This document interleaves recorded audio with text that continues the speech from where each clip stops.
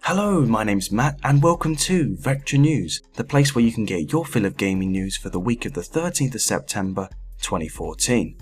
Coming up in this week's episode, Apple reveal the iPhone 6 and announce an Apple Watch device, Destiny generates over $500 million within the first 24 hours of its release, reports emerge of plans for Microsoft to buy Mojang for $2 billion, and Grand Theft Auto V has been delayed to 2015 for PC. As you can expect, another year goes by, which means another iPhone, and this year Apple decided to reveal the iPhone 6 and iPhone 6 Plus models at their special event keynote on the 9th of September. The regular iPhone 6 model will have a number of new features, which include a 4.7-inch screen, a 1334 by 750 resolution display, an A8 processor that provides 25% faster CPU, 50% faster GPU performance, an M8 motion coprocessor, up to 50 hours of audio playback, 10 days of standby battery life, 3 times faster Wi-Fi, and the ability to call people using your Wi-Fi connection. Now, the iPhone 6 Plus will have all of these features as well, but it will also include a 5.5-inch screen, a 1920 by 1080 resolution display, up to 80 hours audio playback, 16 days of standby battery life, and image stabilization for photos and videos. Of course, most people were expecting an iPhone to be announced at the keynote, so there wasn't really much of a surprise with this announcement. However, Apple did have one trick up their sleeve, which was the reveal of the Apple Watch, which is essentially a wearable version of Apple software in the form of a watch. Unlike what you might expect, you won't be pinching your fingers on the display to zoom in and out, as a more sensible approach has been taken with the likes of what Apple are calling a digital crown.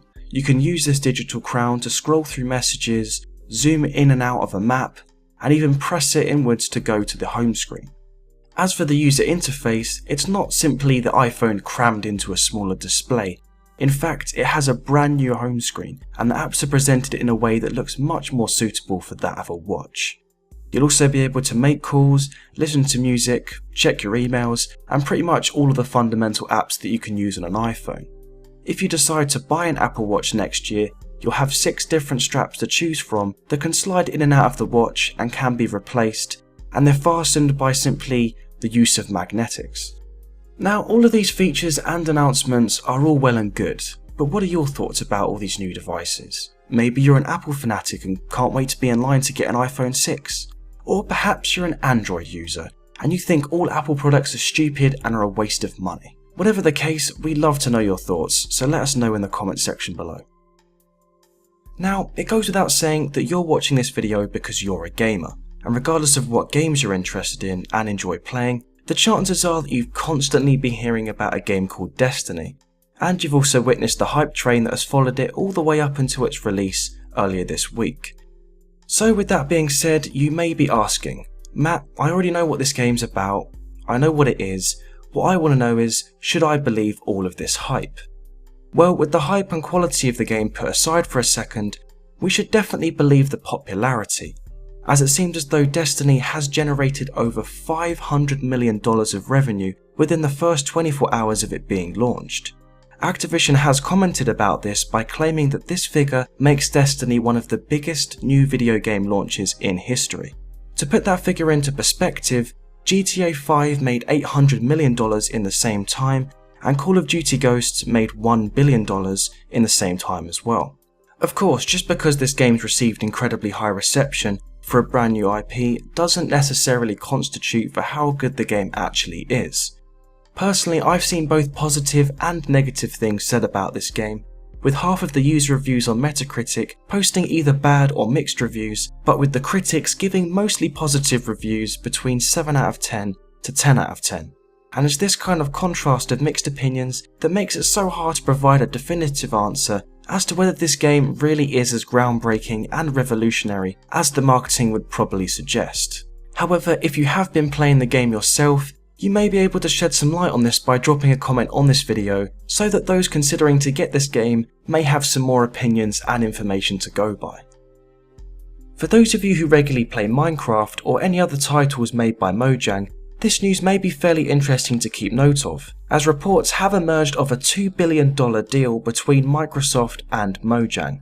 According to Bloomberg, Marcus Pearson, otherwise known as Notch, was attracted to the idea of a deal after developing a close relationship with the head of Xbox, Phil Spencer.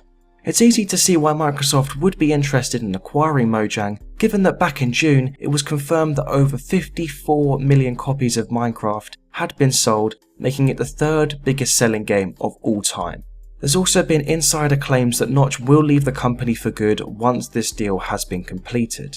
However, if all of this is said to be true, then it's a bit of a change of tone for Notch, as in the past he had criticised Microsoft around the time that Windows 8 was released, claiming that they had been trying to ruin the PC as an open platform because of their certification process for third-party titles before release. Now, I know that some of you may be thinking that if this deal is to go down, we're going to have to say goodbye to the PlayStation versions of Minecraft. Well, you can put your minds at rest, as all current versions of the game will most likely remain intact. For our final piece of news this week, I have some good and bad news regarding the PS4, Xbox One and PC versions of GTA V. Fortunately, if you're the owner of one of these current gen consoles, you'll be able to pick up the game on the 18th of November. Unfortunately, however, if you are planning to get this game for PC, you're going to have to wait until the 27th of January next year, as it was recently announced that the PC edition of the game has been delayed. While it does indeed suck to hear this news, there are quite a few additional features you will eventually be able to enjoy upon its release, and these are new weapons, new activities, new vehicles, additional wildlife, denser traffic, a new foliage system, enhanced damage and weather effects, up to 30 players GTA Online sessions, and over 100 new songs on the in-game radio. Although most importantly, if you already own GTA V for PS3 or Xbox One, you'll be able to transfer all of your save data over to the PS4, Xbox One or PC editions, so you won't need to start your progress all the way from the beginning again. But that's all for Vectra News this week. Don't forget to like, share and subscribe if you enjoyed this video, and also follow us on Twitter and like us on Facebook in order to keep up to date with everything in the network. And for even more video game news and reviews, be sure to head on over to vectranews.com. But other than that, I've been Matt, and I'll see you later.